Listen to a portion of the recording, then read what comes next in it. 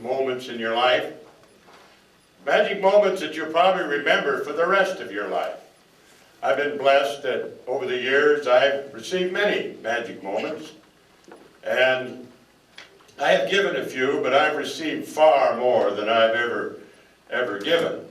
Now, magic moments are those moments of euphoria that have very special meanings that just make you feel good. Now, they can be very simple or very complicated, they can be very big or they can be very little. But they are those things that we do when we sell somebody that makes us feel good, that makes them feel good. Those are magic moments. And remember that, magic moments. Those are magic moments. Remember how you felt when you made your first sale? It was a magic moment. Remember how the customer felt when he bought? It was a magic moment. There was a euphoria there that just made them feel good and made you feel good. Now that can happen in a very simple way. It can be a very simple thing, like my wife looking at me and saying, "I love you." A very simple statement that created a magic moment for me. There's many magic moments that happen in life. When I was a young lad, I recall I started smoking at a very young age, and about 12, and my father, being an old country Norwegian from Ballard, refused to buy my cigarettes. They were 8 cents a pack then. And he cut off my allowance, and so I had to go to work. Well, I was too young to get a job, and so I went to work selling magazines door to door. And I remember the very first sale that I ever made, and the euphoria that I had for getting $6.95 out of somebody for a sale. It was a magic moment that I've had now for almost 50 years, and I still remember it. These are things you don't forget, these magic moments. So some of you today will have these magic moments you will remember the rest of your life. And we're in the business of creating magic moments. That's what we do. Aristotle said that. We are what we repeatedly do. Success, then, is not an act, but a habit. We're in the habit of creating magic moments, aren't we? That's what we do. We create magic moments. Magic moments is when my daughter Coco grabs me, looks at me in the eye and says, "Daddy, I love you." That is a magic moment. There are magic moments when I've had my plane canceled at the airport, frustrated as hell, and somebody comes up and says, "Mr. Loberg, I'll get you where you're going."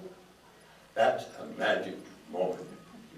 I had an experience coming in here, flew in last night, went to my rental car, went to Budget Rent a Car, and you got my record there for 1,000 years, you know, I'm 300 years old, so they've had it for a while. And said, "I see you," and the guy says, "Well," he says, "Mr. Loberg, I see you always get a Lincoln Town car." I said, "That's right." And he says, "Well, the rate of the Lincoln Town car is $99. He says, "However," he says, "I have a brand new Jaguar out there that I'd really like to get on the road." Now he says, "If you've got your AA club membership with you, and you got your Senior Citizens Club membership with you, I can give you a 50% discount, and you can drive that Jaguar for $69 a night." I said, "Well, send me in, Coach. You know, I'm ready." And the little girl looks at me, a pretty little girl, and she smiles at me, and she hands me the keys. And she says, "Now, Mr. Loberg," she says, "you be careful out there. It's dangerous out there now, Mr. Loberg."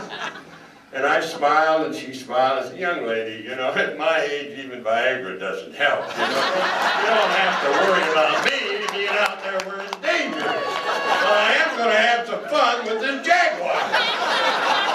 But what we did was we recreated a magic moment, something that made us smile and happy. It happens when you sink a 40-foot putt. It happens when you make a hole-in-one. And the big one happened tonight, right here, for many of you. I never will forget many of mine. One I recall so vividly. And don't try and ever go back on a magic moment. I made that mistake once. You know, it was 35 years ago. I was married to Sherry at that time. And I was honored as the top Oldsmobile salesman in the United States. And they brought me down to Scottsdale, Arizona, and with all the hullabaloo and the lights and the magic moment, the president of General Motors, old Bill Division, Bill Buxton was there. It was just a grand magic moment for me. I'd sold 335 Oldsmobiles, and they were going to do all these wonderful words, you know. There's no magic words to selling. Selling's belief, like you've all talked about here. And Sherry was so nervous that her lips swelled up real bad, and she couldn't even leave the room, so she wasn't even there to even witness that. She always does that when she gets nervous, her lips start swelling. But it was a very magic moment. And I've never forgotten it. It was 35 years ago. It's still vivid in my mind today. A year ago, I went back down to Scottsdale, went back to the to Mountain Shadows Inn to relive this moment that I've dreamed about. It was very disappointing. Don't ever go back. Remember those magic moments for what they're worth and cherish them. Well, I was a young kid in school out here in Ballard, you know, I turned out for football. And I went, my first tackle, I went and I hit and I missed it. And the coach yells over, he says, "Put a bra on that kid!"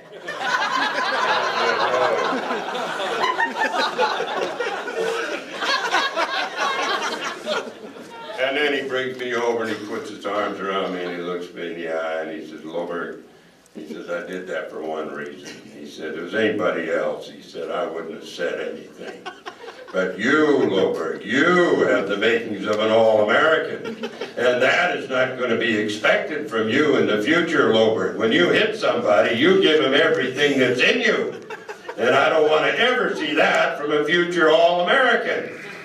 A future All-American? Needless to say, I never became an All-American. I mean, my smoking killed me when I was in high school.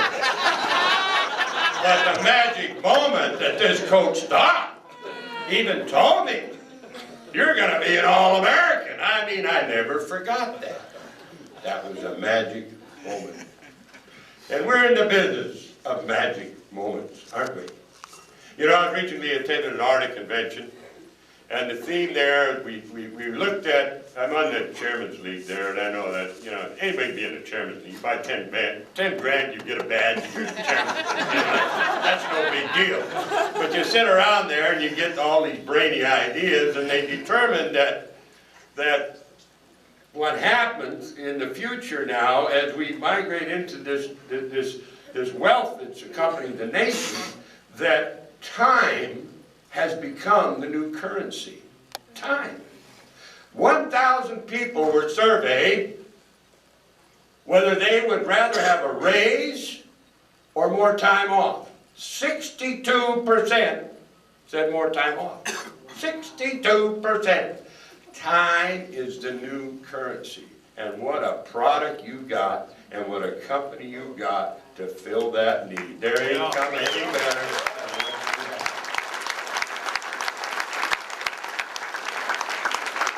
I am so pleased to watch what's going on with your company. But you don't realize how much time means until maybe you're told you're not going to have much of it. Now, I've been there too. This old face worn out 9 bodies, you know, you're looking at here. About a year ago, I was diagnosed with a large tumor in my up here. And they told me that my chances were 20% to live a year. Matter of fact, all your buddies come up from California for my wake up there. There was 42 of them. They came up for my final wake up there. I mean, they all had a big wake, got drunk, played golf. And, "Hey, what do you come up here for anyway?" They all come up to Bend, Oregon. They came in from all over. God love them, and I love every one of them. Even my brother come up sober from Mexico. He was sober the entire time. Anyway, that's not good news when you get something like that. And I said, "Oh, shit, man, a year to live, that ain't very long. I better make use of my time. I better get some more magic moments with the time I got left." But I ain't going to accept that. I'm going to go to Seattle to Freddie Hutchinson and get another opinion. I came up here, went to Freddie Hutchinson, went through everything. Same opinion. So I say, oh shit. Well, they're not the damn final authority anyway. The big guy is up there, you know. The big guy's the final authority. So I got on my knees and I said, big guy, you know, you pulled me through before here many times. You give me big mountains. And I ain't ready yet, you know. There's horses to bet on and sales to be made, and I ain't ready yet. Now, if you give me one more chance here, I'm going to do things a little bit differently.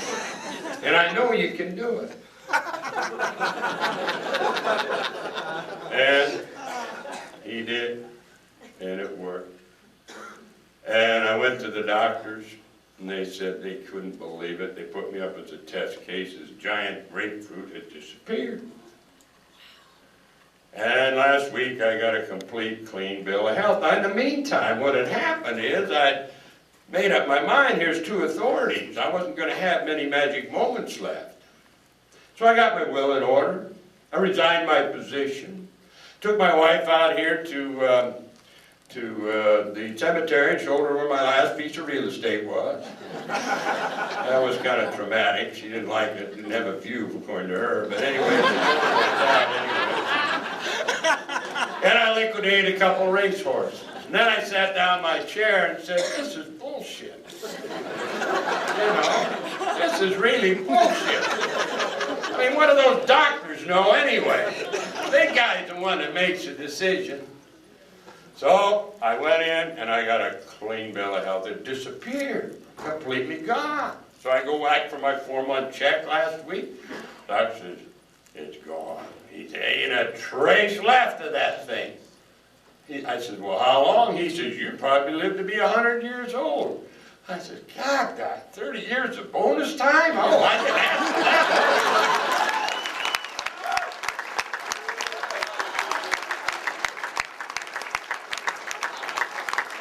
So there I sit.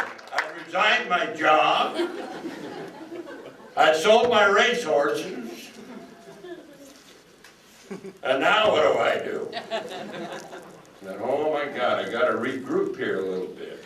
So since it just happened last week, I haven't really regrouped that much. I'm sure I'll find something, you know. I was born with my sales shoes on, and I can't help it. There's something that magic moment that happens when I can make a sale somewhere. And somewhere, somehow, I'm going to resurface again in this old world, I'll tell you that. And I want to congratulate each and every one of you for what you've done. It's a magic moment you will remember. Cherish it, remember it, but remember more importantly, when you're sitting in front of that customer, or you're on that phone, or whatever you're doing for this great company that you have, and I'll tell you, this company's got a heart bigger than this room. I love this company, and I always have. You've got some great leaders. You know, the people said some awful nice things about me tonight. You know, there's no worries been around. When I look around this room, there's literally so many memories, so many, with so many of you. It almost brings tears to my eyes because some of us go back so far and so many magic moments that we have shared together, individually and separately, for 30, 40 years. You know, that's pretty touching to this old warrior, you know. So all I can say in closing is cherish your moment. Pride yourself for it. You'll do it again. You know, once you run the 4-minute mile, it's easy. You do it again and again and again. And you'll do it again and again and again because you've learned the habit. You've learned the habit of what it takes to do it. Now, you realize that there's 90% of people who couldn't do it if they wanted to do it. They don't either have the ability, or they don't have the belief, or they don't have the determination. You do. Those are the ingredients you have that the rest of them don't have. So cherish that. Believe in it. So when you come across that table, you are convinced beyond a shadow of a doubt. You know something they don't know. They're going to walk out there and open it. If you know that, you really know that, it's amazing how your voice changes and how you really like those people when you first meet them. They've already bought. They don't know it. That's all. You know it. They don't know it. That's kind of a neat feeling, isn't it? when you're holding a royal flush and they don't even know it? That's a neat feeling. You talked a lot about belief in here, and I'm honored to be here tonight. I'm honored to be associated with your company, and all the principals of your company and I go back. It just takes too long to cover each and every one of you, but I'm just happy to be here. Cherish your moment, okay? And cherish the wins. Think of the wins. Always think of that. As you go through life in the sales profession, you'll have peaks and valleys. Hang on to the wins. Remember the wins. That's what will get you back up again. Remember those days. Remember how you felt when you stood up here tonight. And that'll get you back going again. It really will. So thank you for your time. It's been a long day. And remember, keep those magic moments going. Thank you.